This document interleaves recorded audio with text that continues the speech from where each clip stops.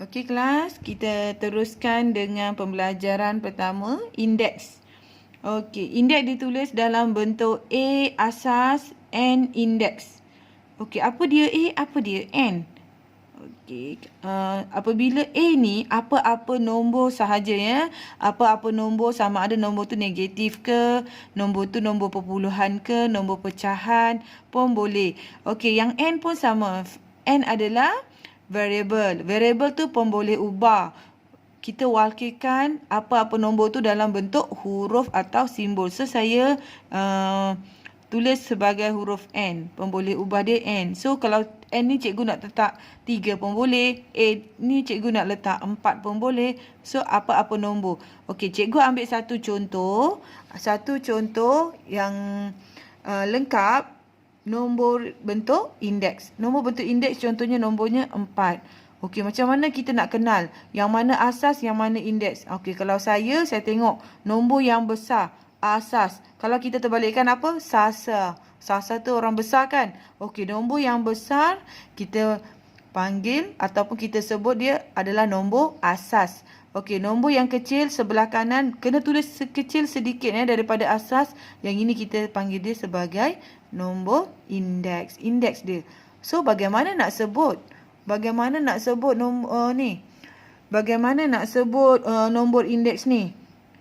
4 kuasa 3. So, tengok. 4 kuasa 3. Okey, ini adalah nombor dalam bentuk indeks. Kemudian, kita akan kenal tugas atau fungsi nombor indeks ni. Bagaimana nombor indeks ini terjadi. Okey, seterusnya, tengok contoh. Tadi saya ambil contoh simple. 4 kuasa 3. 4 kuasa 3 ini adalah kita kategorikan dia dalam bentuk indeks. Okey, bagaimana pula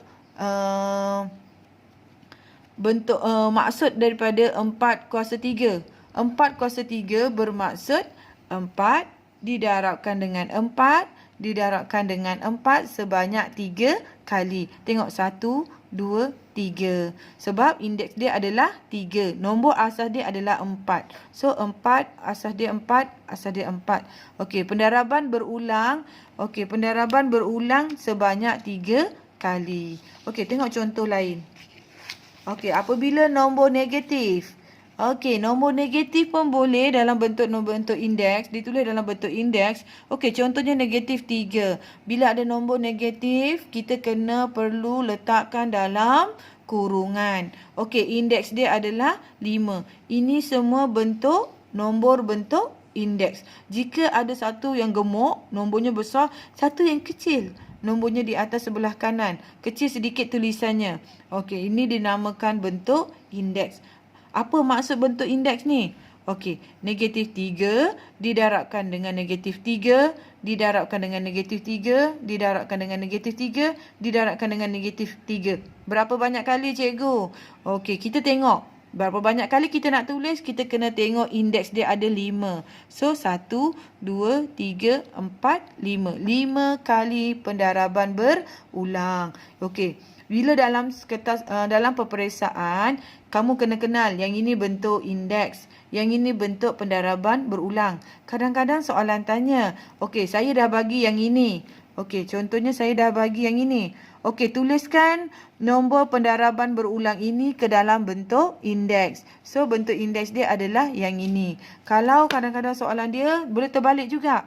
Okey, tuliskan bentuk indeks ini di dalam pendaraban berulang. So, kamu boleh tukar jawapan dia ke dalam bentuk negatif 3. Pendaraban berulang darab negatif 3, darab negatif 3, darab negatif 3, darab negatif 3. Okey, ini adalah sama maksud. Ini nombor tapi bentuk dia lain. Ini bentuk indeks, yang ini bentuk pendaraban berulang. Okey. Seterusnya, harap yang untuk kelas-kelas permulaan ni kita kita belajar sedikit-sedikit sahaja Kamu kena ingat, kamu kena faham konsep dia. Okey, ini adalah latihan yang saya akan sertakan nanti. Murid semua perlu menjawab. Ingat kamu perlu jawab. Kalau kamu satu tertinggal, nanti kamu perlu ulang-ulang lagi banyak. lagi terbeban. So yang untuk memahami konsep indeks ni, okey, cikgu tengok cikgu ada berikan pendaraban berulang, nombor dia begini. Ini semua pendaraban berulang. Okey, yang ini yang ini kolom bentuk indeks. Okey, macam mana bentuk indeks? Yang ini kolom asas. Dalam bentuk indeks dia ada dua. Satu anak dia asas, satu anak dia indeks.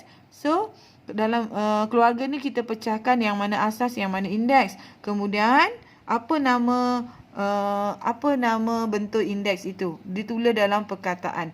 Okey, contoh cikgu dah tulis ni 6 didarabkan 6 didarabkan 6 didarabkan 6. Pendaraban berulang sebanyak 4 kali. 6 darab 6 darab 6 darab 6. So bentuk indeks dia, asas dia adalah 6 dan indeks dia adalah 4. So tulis asas 6, indeks 4. Bagaimana dia ditulis dalam perkataan? 6 kuasa 4. Okey, sama juga dalam bentuk negatif. Tengok nombor negatif cikgu. Negatif N didarabkan dengan negatif N, didarabkan dengan negatif N, didarabkan dengan negatif M. Ini kena sama Tak boleh sekejap N, sekejap M, sekejap O, sekejap P. Okey, tak boleh. Itu bukan asas. Asas adalah nombor yang sama didarab berulang kali. Okey, contohnya ni asas negatif N. Nombor indeks dia negatif N. Indeks dia kuasa 4. So, asas dia negatif N. Dia punya nombor indeks dia adalah 4. Cara sebutannya negatif N kuasa 4. Okey, dan seterusnya. Harap kamu dapat siapkan. Okey, ada lebih kurang tak banyak banyak soalan untuk kamu ulang kaji ni. Okey, kamu boleh buat dan hantar kepada cikgu.